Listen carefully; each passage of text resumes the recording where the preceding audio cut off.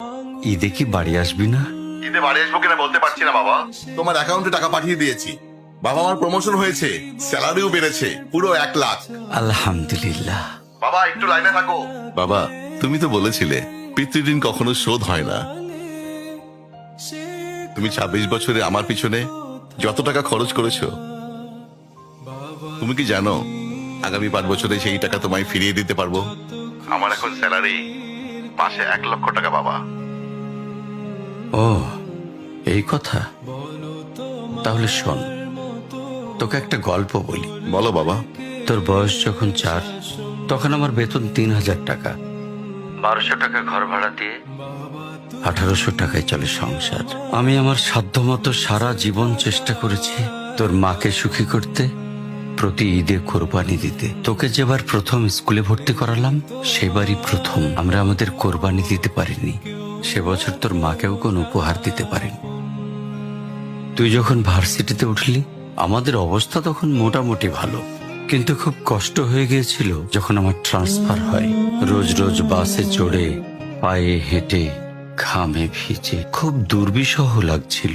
একদিন শোরুম থেকে একটা বাইক দেখে আসলাম।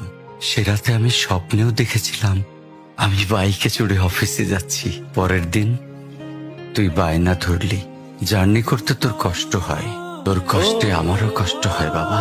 আমি বাইকটা তোকে কিনে দিয়েছিলাম। তুই এখন লাখ টাকা বেতন পাচ্ছিস, কিন্তু মনে করে দেখ, অন্য মাইনে দিয়ে ব্র্যান্ড নিউ মোবাইলে হেডফোন কানে লাগিয়ে সারা রাত গান শুনেছিস, পিকনিক করেছিস, ট্যুর করেছিস। তোর প্রতিটা দিন ছিল স্বপ্নের মতন। আর তোর টাকা নিয়ে আমি এখন হার্টের বাইপাস করাই, ডায়াবেটিক মাপাই। জানিস বাবা, ওর মাছ খাওয়া নিষেধ, মাংস খাওয়া নিষেধ। কি করে এত টাকা খরচ করি বল? তোর টাকা নিয়ে তাই আমি কল্পনার হাট বসাই। আমি বাইক চালিয়ে সারা শহর ঘুরে বেড়াই, বন্ধুদের নিয়ে সিনেমা দেখতে যাই। তোর মার হাত ধরে চাঁদনি পশরের সেন্ট মার্টিনের বালুচরে হেঁটে বেড়াই। চুপ করো বাবা প্লিজ। আমি তোমার কাছে চলে আসবো, তোমার টাকা না, আমি তোমার ভালোবাসা তোমায় ফিরিয়ে দিব বাবা। বোকা ছেলে, বাবাদের ভালোবাসা কখনো ফিরিয়ে দেয়া যায় না।